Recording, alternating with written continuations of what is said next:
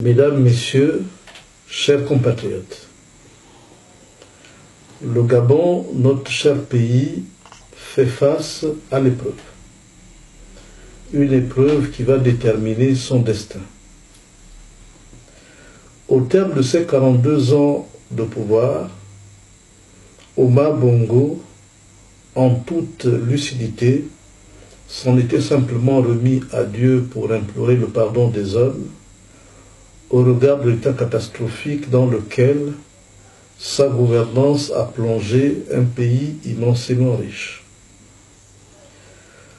Porté par la seule ambition de pérenniser un pouvoir familial qui heurte la décence républicaine,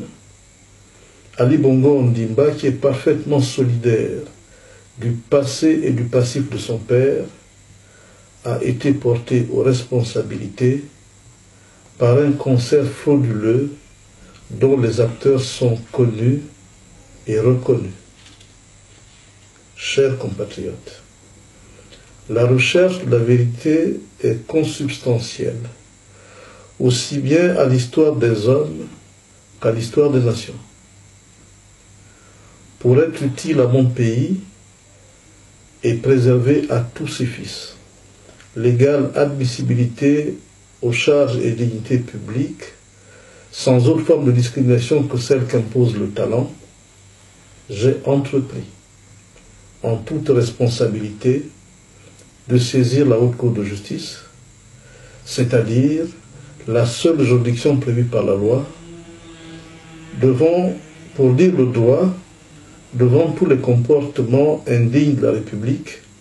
dans lesquels se signaleraient les membres du régime au pouvoir. Chers amis, pour soustraire le président de la République, la Commission électorale nationale autonome et permanente et la Cour constitutionnelle des conséquences découlant de leur duplicité dans la forfaiture qui se trouve au fondement de l'imposture au pouvoir, les autorités compétentes se sont enfermées dans un silence gênant et gêné, alors que cette attitude ajoute l'entrave à l'action de la justice aux chefs de prévention déjà retenus contre eux. Sans bénéfice de tout précédent, notre saisine suscite l'étonnement des uns et la moquerie des autres lorsque ceux qui savent lire entre les lignes conseillent d'avoir raison gardée devant des procédures qui s'inscrivent toujours à l'épreuve du temps. N'ayant de croyance que pour son ambition pour la conservation du pouvoir, Ali Bongo Ondimba a fait passer le Gabon du statut de pays pauvre très endetté au statut de l'État voyou qui ne respecte aucune loi. M. Ali Bongo, disais-je, vient de décider de présenter sa candidature pour l'élection présidentielle d'août 2016. Chers compatriotes, parmi nous, des voix l'ont mis au défi d'avoir à perdre l'élection et le pouvoir, même en conservant en l'état tout son dispositif de la fraude. Le recul qu'offre le temps nous conduit de concéder qu'avec cette prime à l'irrégularité, le chef de l'État s'est installé dans ce qu'il sait faire le mieux. Déterminé à tirer tous les effets de levier tirés du bénéfice de la fraude admise, M. Ali Bongo Ondimba s'est définitivement fermé au processus de discussion, conduit en présence de la communauté internationale par M. Raymond Densima, Premier ministre de la République gabonaise, processus qui a permis aussi bien à la majorité qu'à l'opposition de parvenir à un consensus autour de 10 points permettant de mettre d'accord tous les acteurs politiques avec le dispositif électoral. À profusion comme pour la fausse monnaie, il s'est fabriqué des actes tenant lieu d'état civil, actes de naissance qui n'ont ni cours légal ni valeur juridique opposable. À cette occurrence, je suis particulièrement gêné pour la conciliation de mon pays devant l'image très abîmée que renvoie celui qui porte sa représentation dans le monde entier. Tenu à une obligation d'exemplarité pour enseigner à la nation tout entière, M. Ali Bongo Ondimba, dont l'acte de naissance est déféré, aussi bien devant le tribunal de Nantes que celui de Libreville, ne doit aujourd'hui son salut qu'aux ailes des magistrats des parquets. Mesdames, Messieurs, devant l'agitation futile que j'observe autour des décisions de classement sans suite prises, aussi bien par le parquet de Nantes que par celui de Libreville, il est urgent de repartir aux fondamentaux de la procédure afin que chacun sache et retienne que dans la tradition juridique de la France et du Gabon, les parquetiers sont placés sous la subordination hiérarchique directe du ministre de la Justice de leur pays. Ayant statutairement mission et charge de représenter leurs gouvernements respectifs au sein des tribunaux de leur ressort,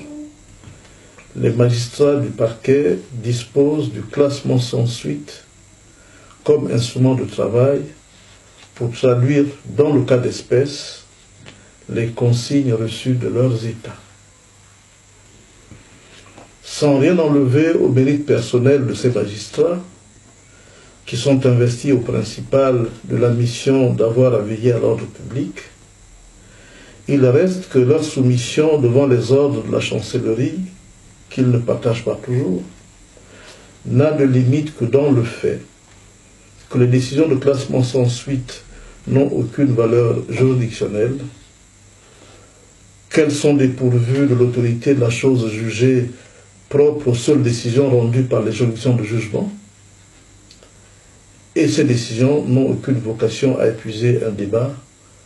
pour ceux des justiciables qui n'entendent pas s'en tenir aux dites décisions qui n'ont qu'un caractère purement administratif. Chers compatriotes, pour accueillir leurs favoris dans la ferveur, des militants de l'opposition ont été pourchassés avec les armes de la République, alors que pour les mêmes raisons, ceux de la majorité ont été encadrés par les mêmes forces publiques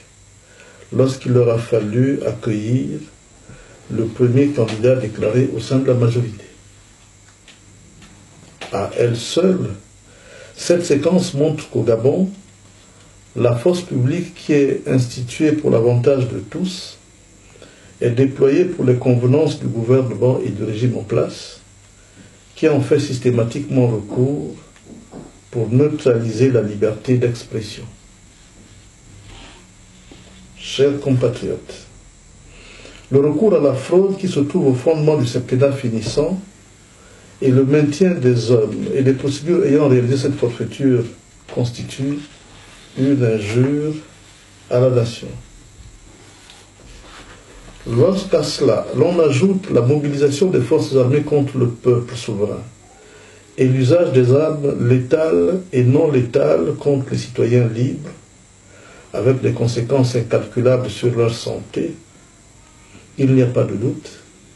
Ali Bongo Ondimba nous présente le tableau rétréci de l'environnement qu'il entend imposer au Gabon si l'on y prend garde.